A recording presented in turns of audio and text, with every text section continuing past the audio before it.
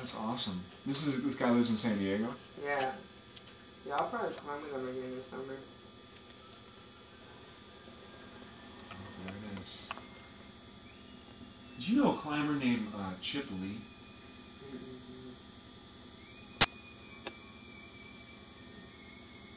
You know someone like that? Well, this was my English teacher in high school, and he was like a world-class climber. He was on the front of some of these climbing magazines, you know, back in, I guess, like 86, 85. And, but he doesn't live in San Diego anymore. I don't know what. I mean, can you make a living being like a top-rate rock climber?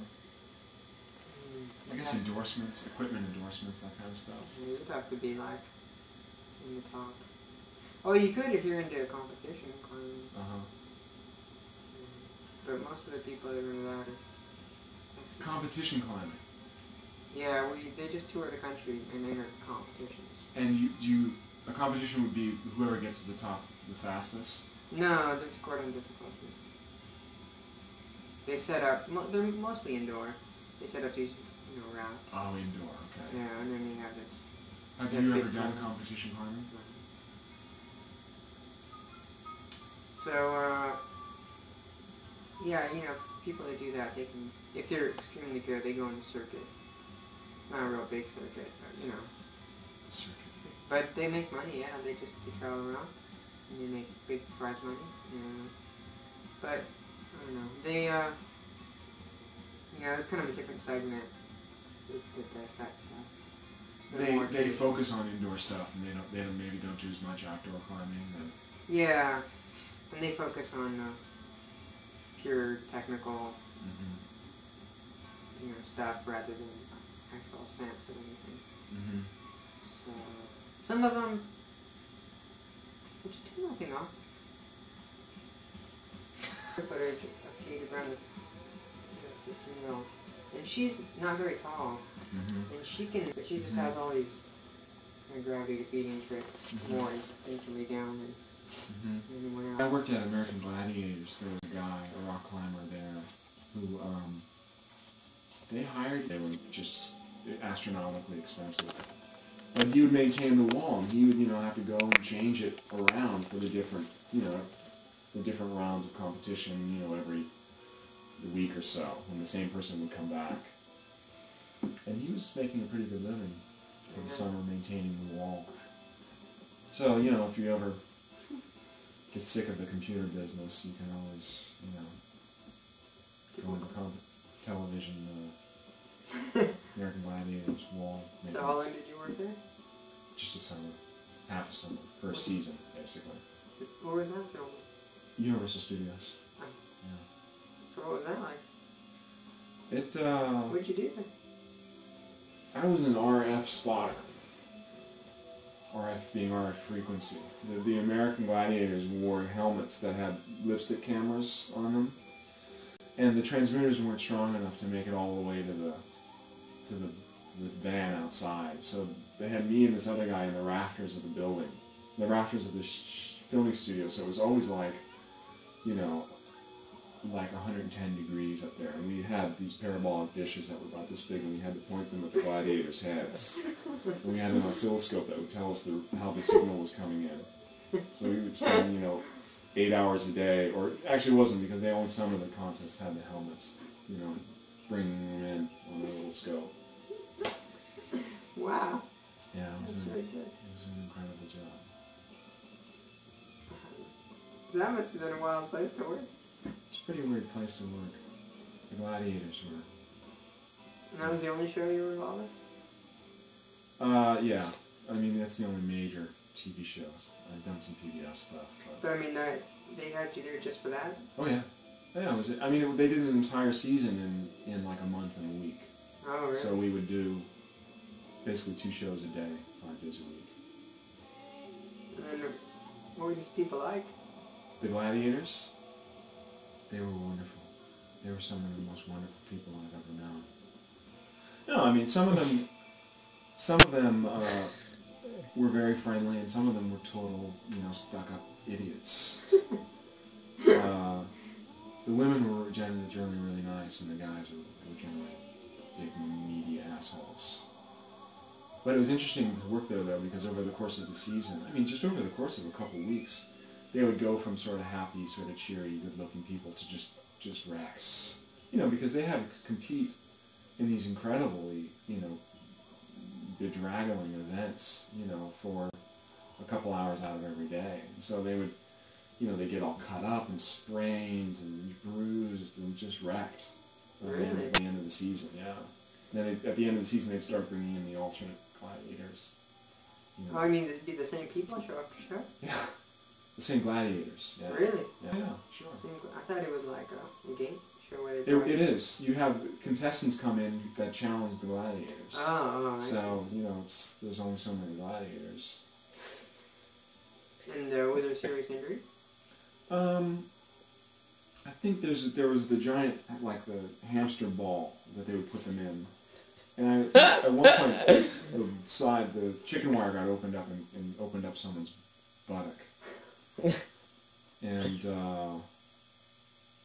I think they were, like broken ribs and, you know, you kind of general run-of-the-mill, you know. Running and jumping kind of thing. Running and jumping and batting each other around with, you know, big batons and that kind of stuff. And they're mostly bodybuilders. I mean, they're not like, you know, Ironman athletes. So they weren't really trained to do this stuff. They were just hired bodybuilders? They were pretty much bodybuilders, yeah. Yeah. I think the women were probably in a little bit better shape than the men. And did they train for this, or did they just kind of go out? I'm sure they must do some training, yeah. Yeah, they would. Because the gladiators would generally win. Even towards the end of the season, they would still win. Yeah. So. Well, they must be getting better. Is there any skill involved then? No, skill. I mean, just it's like endurance kind of stuff. Yeah. You know. Yeah. So you just beat people up with batons and stuff? Beat up with batons. There was an obstacle course, a really gnarly obstacle course. Then there was the wall and the hamster ball thing. And did you ever get in there? I was a standby. I was a standby An alternate gladiator. I gladiator? was toothpick. Yeah. I never actually made it onto the floor, but it was close sometimes. I still have my shirt. You've seen my gladiator shirt. Did you wear a costume or something? Did I wear a costume? No, because I never actually competed. But they had costumes. Yeah. And were they but you see their faces totally exposed? Oh yeah. They wore like red, white, and blue kind of leotards. Yeah. You really so I'm have... surprised you've never seen the show. I mean, it was on for years and years and years. No, I don't watch TV. It was one of Bill Clinton's favorite shows when he was a candidate. I remember. Doing Chelsea. You really have a shirt? Yeah. You want to see it? Yeah.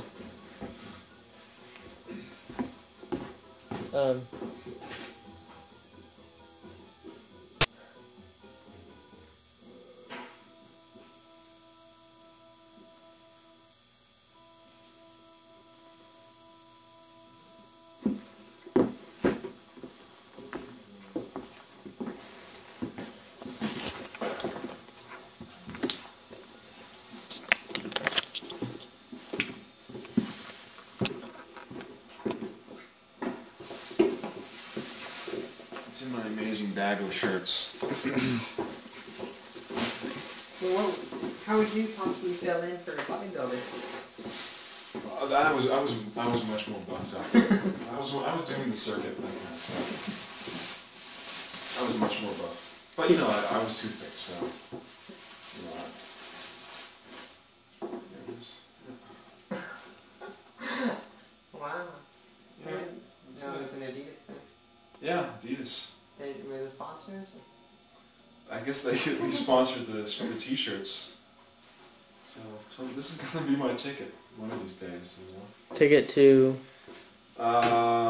Ticket to the American Gladiators reunion. Were you ready to go in there and bash it out? Yeah, I was ready.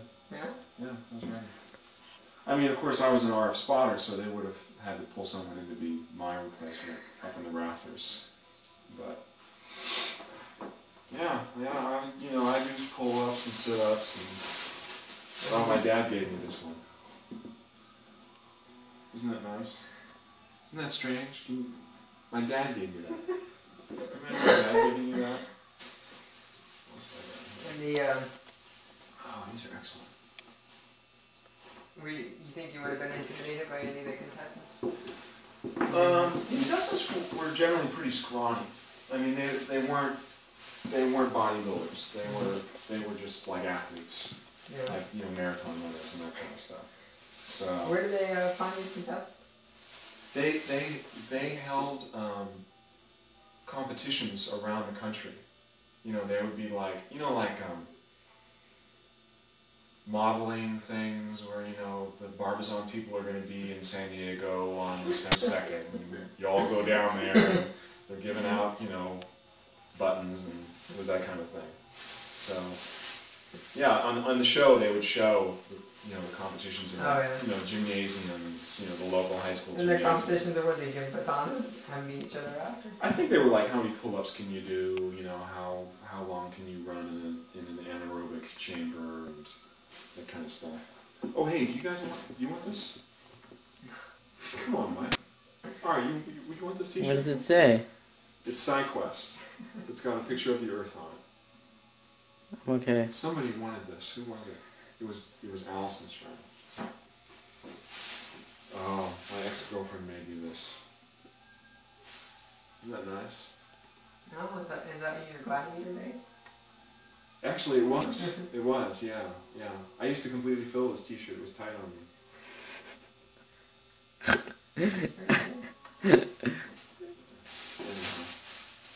Memories. You were doing some technical rope work back then, weren't you? Technical what? Rope work? No. No, I never did that shit. That was for pansies. That's nice. That's a nice T-shirt.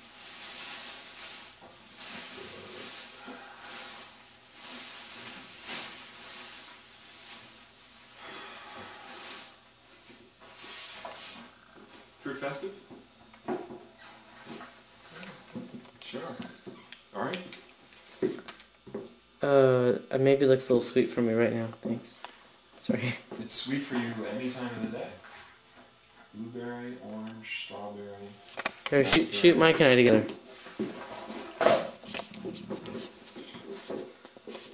Do we look tired? Yeah, you guys look pretty bedrab, frazzled. There we go. That's nice. You have a banana, do you? It would be in that basket. I don't see a banana there, John. You want a banana to eat, Mike? Do you have any dried or frozen? How about an orange? Can I cut you an orange? Yeah. You don't like oranges? Tell me about oranges, Mike. I want complete honesty. Everything about oranges. Is this like a deal you guys have to film each other? Because I'd get really upset if somebody came in my house with a camera and started pointing it at me. I just got it.